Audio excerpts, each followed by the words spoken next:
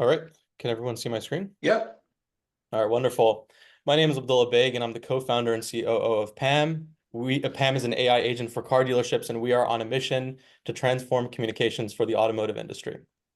So imagine we've all had a problem with our vehicle. You try to call up a dealership, they're very hard to reach, and you want to spend hundreds, perhaps even thousands of dollars to get your problem fixed. This is Kevin.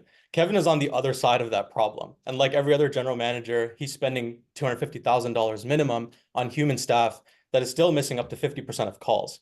And what Kevin wants is something very, very simple. He wants more revenue, reduced costs, and to just improve customer satisfaction, make people like you happy, and he wants your money. So enter Pam. This is Pam, the perfect solution for Kevin and for 54 other of our customers.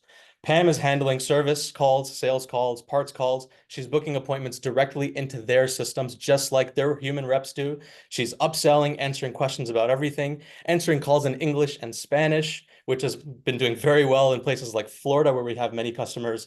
And Pam is reclaiming hundreds of thousands of dollars in lost revenue, from booking these service appointments. And in Kevin's case, just last month, we recovered $55,000 worth of revenue that would have just otherwise been lost through missed calls. This is our dashboard. Here's an example of what our customers see when they're using Pam.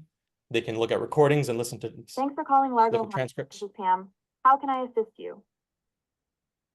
Yeah, I'd like to make an appointment tomorrow for an oil change. Here's our traction in the last 6 months. Just today, I signed an agreement for 18 grand for the year, which puts us at $501,000 in annualized ARR today. We have 55 customers, and we expect to be at $1 million by the end of the month.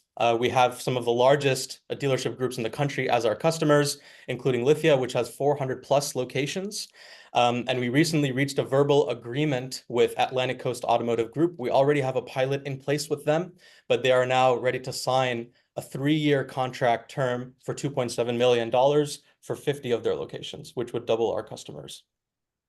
Here's the market opportunity. There are several billion-dollar enterprises that are already solving problems like CRM, like telephony, and there's a perfect opportunity, big vacuum for someone like us to bring in a communications platform to build a billion-dollar business, starting with new car dealerships, bringing us to our vision, which is an autonomous agent that powers inbound and outbound communications that can supplement the team internally and answer the call of the customer on every device, across every channel, in every language. We have several go-to-market channels. What I'm really excited about is reseller partnerships, which would account for several tens of millions of dollars in annual recurring revenue. We're in late-stage conversations.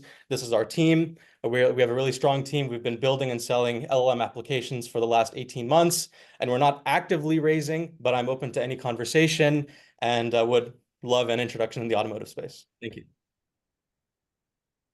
Excellent. Thank you, Abdullah. All right. Craig, what are your thoughts?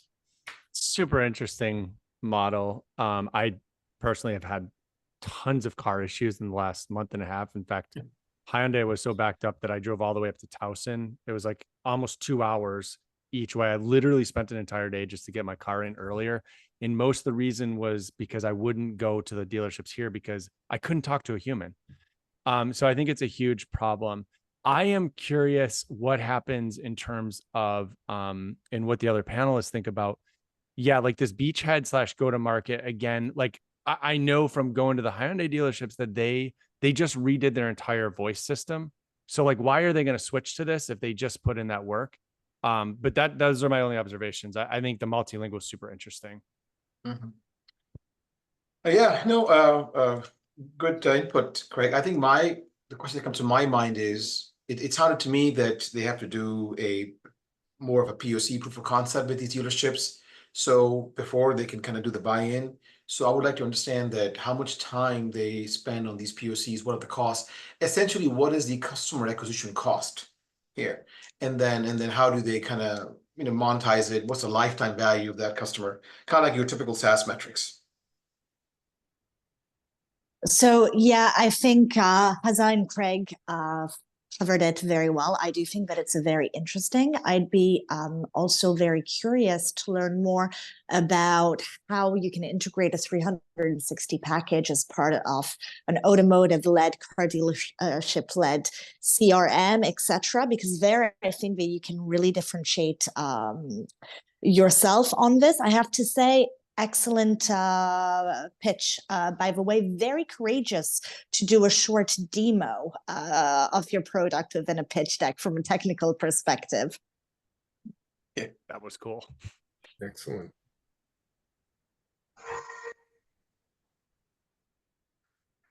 Thanks, Go guys. ahead, Abdullah.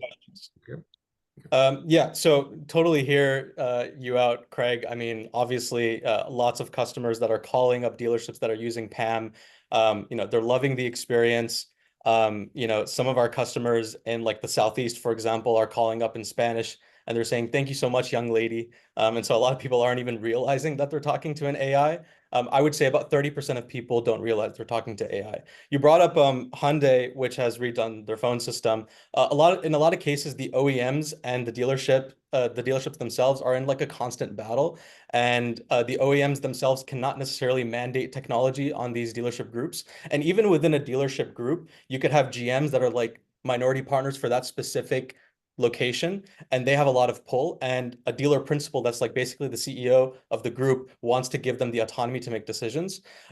So they are open to like trying out whatever is best out there. Many of our customers have used old legacy voice products that are based on the flowchart based design and not the end-to-end LLM based design.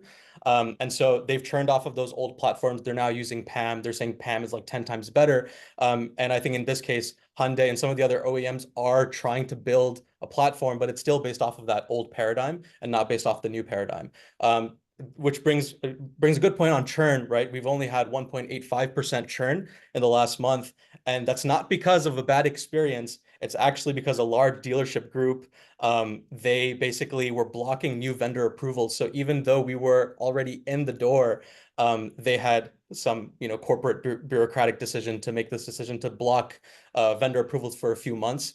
But that team raised hell about it, and we'll be back in a few months with them. But that's been our only churn to date. In terms of like the experience